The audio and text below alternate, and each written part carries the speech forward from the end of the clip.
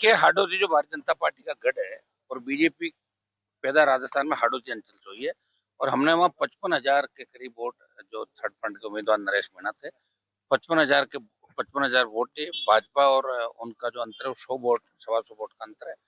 और इससे पहले जो 24वां चुनाव है 7 जगहों का चुनाव उसमें 4 जगह कांग्रेस पार्टी की भी जमानत जब्त हुई थी। मेरे खुद के इलाके में कांग्रेस के 5,000 वोट आए थे मात्र। लोग यहाँ तीसरे मोर्चे को आगे लाना चाहते हैं और हाडोती से एक नई शुरुआत होगी। हम मिलके आगे 28 का चुनाव मिलकर लड़ेंगे।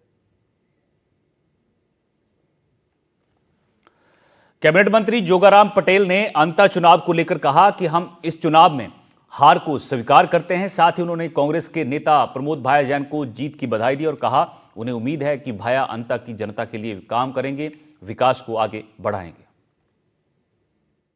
आज बिहार में एनडीए को जो जबरदस्त सफलता मिली है और उसके लिए मैं बिहार की जनता को धन्यवाद देता हूं, आभार व्यक्त भी करता हूं। और हमारे यशस्वी प्रधानमंत्री जी के नेतृत्व में, आदरणीय नीतीश जी के नेतृत्व में वहां जो चुनाव लड़ा उसका यथोचित हमको परिणाम मिला है और वो परिणाम ये शुभ संकेत देता है कि भविष्य में काम करने वाले राजनीतिक दल ही मैदान में रहेंगे, उनको ही सेवा का मौका मिलेगा।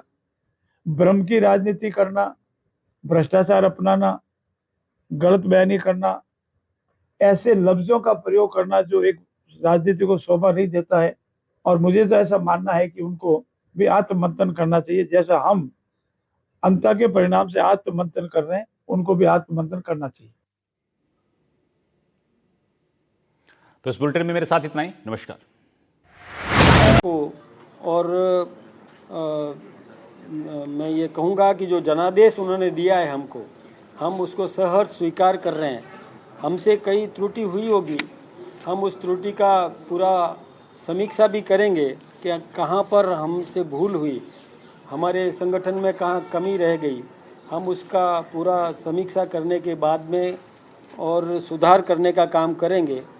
जनादेश को हम स्वीकार करते हैं और विशेष रूप से वहाँ पर अभी जो प्रमोद जैन भाया जीत के आए हैं, मैं उनको भी और शुभकामनाएं देता हूँ कि जनता ने उनको आशीर्वाद दिया है तो जनता ने भरोसा किया, उस भरोसे पर वो कायम रहने की कोशिश करें।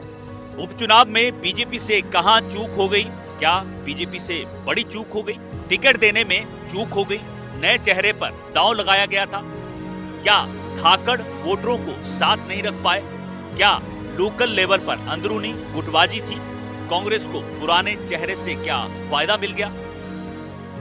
उपचुनाव में बीजेपी की हार की वजह ये भी सामने आ रही है, जिसमें माना जा रहा है कि धाकड़ वोटों में सेंधमारी हुई है।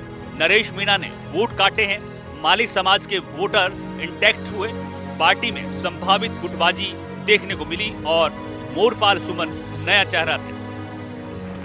अब जरा इस उपचुनाव में कांग्रेस की जीत के मायने जान लीजिए। जीत से कांग्रेसी कार्यकर्ताओं में उत्साह बढ़ेगा, निकाय चुनाव में कांग्रेस को फायदा मिलेगा, वसुंधरा की पकड़ पर सवाल खड़े हो गए हैं। बीजेपी के लिए चिंतन का वक्त है और नरेश मीणा और ज्यादा मजबूत होंगे। साथ ही वसुंधरा का गढ़ कमजोर हो सकता है। इन नतीजों से बीजेपी की हार के 5 कारण ये भी सामने आ रहे हैं, जिसमें स्थानीय नाराजगी ग्राउंड पर सबसे बड़ी शिकायत कि काम नहीं हुआ। जनप्रतिनिधि सिर्फ चुनाव के वक्त दिखते हैं। वहीं ये भी माना जा रहा है कि भाया की लोकल पकड़ मजबूत थी। प्रमोद जैन लंबे वक्त से क्षेत्र में सक्रिय थे। अंता में लोगों से सीधा उनका कनेक्शन रहा। बीजेपी के भारी प्रचार को उन्होंने हल्का कर दिया। टिकट चयन पर भी यहाँ पर विवाद देखने को मिला। बीजेपी में टिकट पर अंदरूनी असंतोष खुलकर सामने आया था, जिसका असर उपचुनाव के नतीजों में दिखा। जातीय समीकरण की बात करें तो कई परंपरागत वोट बैंक इस बार बीजेपी से खिसक गया। कांग्रेस ने बूथ स्तर पर माइक्रो मैनेजमेंट किया और उसका फायदा मिला। यहाँ पर ओवर कॉन्फिडेंस भी एक बड़ा फैक्टर रहा। बड़े बड़े चेहरे रोड शो में शामिल हुए, लोकल मुद्दों का जवाब कोई नहीं दे पाया। प्रचार ज्यादा लेकिन समाधान जनता की समस्याओं का कम दिखा।